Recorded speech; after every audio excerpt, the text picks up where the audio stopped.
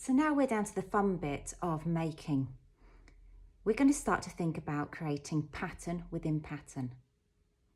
Now I'm going to look at generating a landscape image for my pattern generation, and I'm going to build it up with a series of different papers in a collage.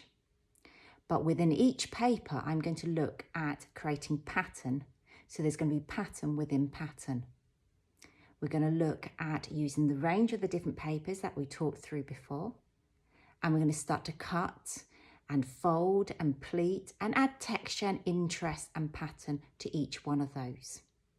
So I've got a range that I've done previously. So I'm starting to build up this landscape pattern and starting to use some simple cut marks into this work. I've used a corrugated card here, and again using a scalpel here, I've started to cut the pattern within a rectangle shape cardboard.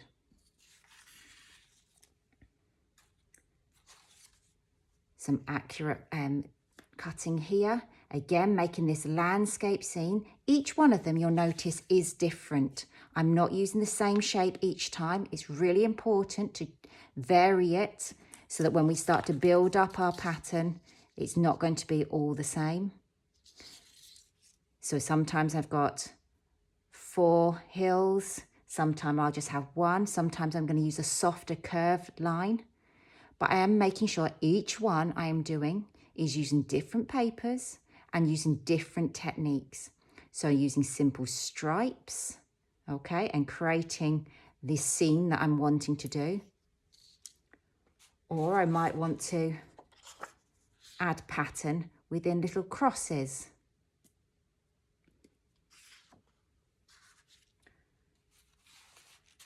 Or using the hole punch, I can start to add snow using little simple patterns with that hole punch. And I'm also going to use the hole punch little holes afterwards as well to add detail. So don't remove those from the hole punch. You might want to cut using a scalpel, little teardrop shapes. You might want to tear into the art paper using careful tear marks to create your pattern and your shape. So you can use a variety of different techniques. Some you do want to keep more simple. So you might simply cut with scissors and do some simple folding and pleating techniques, just backwards and forwards, to create the outcome that you want. Now you don't want them too raised, but just by folding them, we'll create some really interesting texture to your artwork. You might want some little strips here, which are more curvaceous, so that allowing more interest to your artwork. And I've just done this on some old wallpaper and with a scalpel. And I can do that with a variety of different line thicknesses and scale.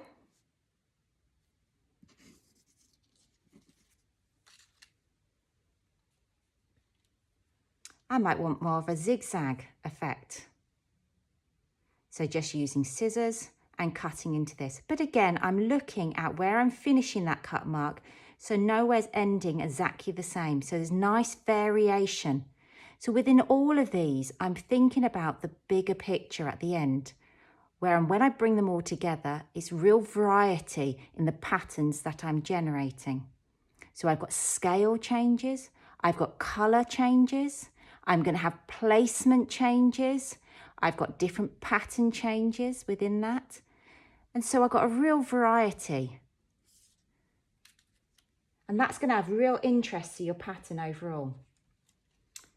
I've done a piece here where I've got the curved line, but then I've balanced that with some straight cut marks by simply snipping lots of simple stripes with some scissors and then just snipping into those to create some nice variation, but again, not finishing any line in exactly the same place. These are all quite time consuming in their own right. And don't worry about doing too many of them, because the more you have, the more pieces of artwork you can generate. But it is worthwhile spending the time and adding the detail now. So I'm just going to show you an example of how I've done this. So I've got a pattern piece of paper here. I'm going to simply cut using my scalpel.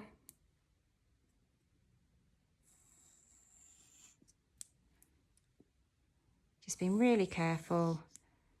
Some more of that hill shape.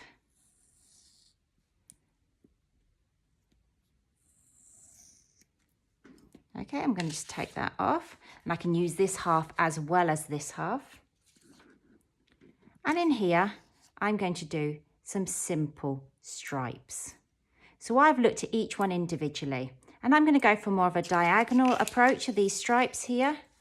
So I'm going to look at cutting some stripes in, like so. I'm going to go all the way to the end. Now I could do this with scissors as well. I'm going to simply just cut down .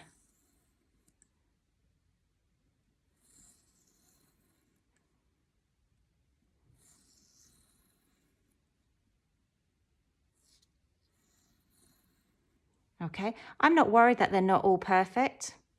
So I'm just going to follow this same sort of principle that I did within this piece. And I'm going to look at cutting each one individually at different lengths. I'll just do a few more lines. Again, just taking it really slowly. Some papers will be more challenging to cut than others. So you may find scissors will work better than a scalpel, and sometimes when you're wanting to get those teardrop shapes, you will need to use a scalpel. So I'm now going to just move this to the side, and I'm going to look at cutting these individually. So I'm just going to move and cut each piece individually. Again, I'm going to vary those lengths, so nothing's finishing at the same length. Now, what's lovely about these is that we can use not only this part of the artwork, but actually you can use these little pieces at the end as well. So don't throw anything away, because these can add some really nice detail at the end to your artwork. So please don't throw anything away. Again, I might want to add some variation in here, just adding different lengths.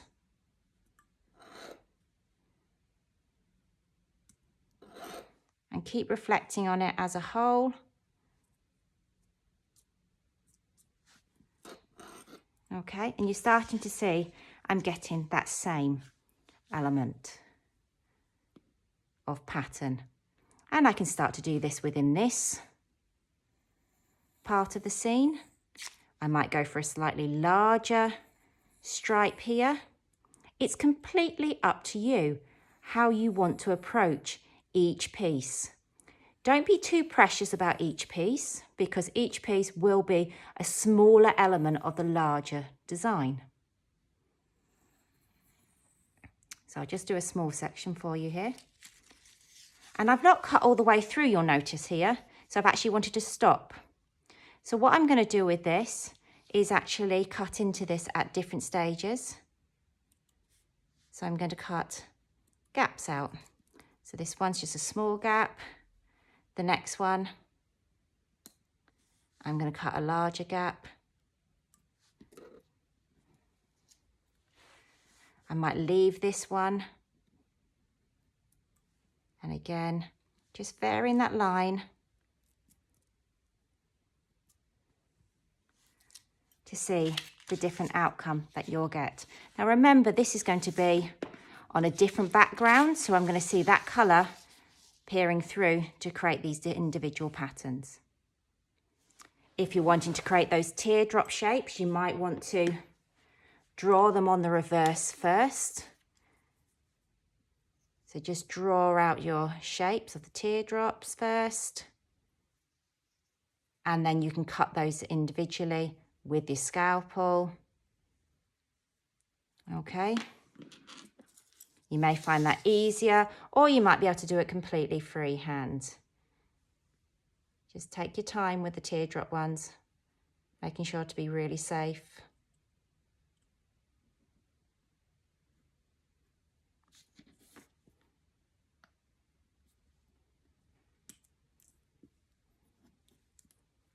Okay, and now I can start to see these teardrop shapes.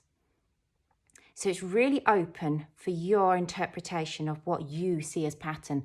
But you can use those simple principles of checks, stripes. You can use little spots with the hole punch. You might want to cut the spots freehand. As I said before, you could do little crosses. That can always work really nicely, particularly if you've got a brighter colour coming through. So it allows that nice contrast in your pattern making. So there's so many different variations that you can actually add to them. But do make sure that you vary it in terms of, as I said before, scale, placement, colour, shape and pattern. So you're going to get real variety. So when we start to build up our artwork, I've just got this one here, which is a nice one to start with because I've got a large amount of paper underneath. When I start to build up my landscape scene, I just pop this one underneath. It's such a lovely bright colour.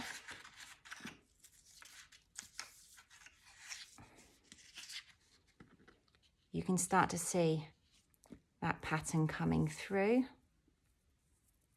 So I might want to do that so I can see some of this pattern coming through.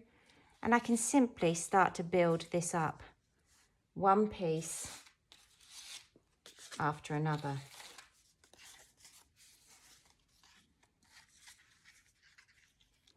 And it's just a case of slowly building it up to see what outcome you come up with.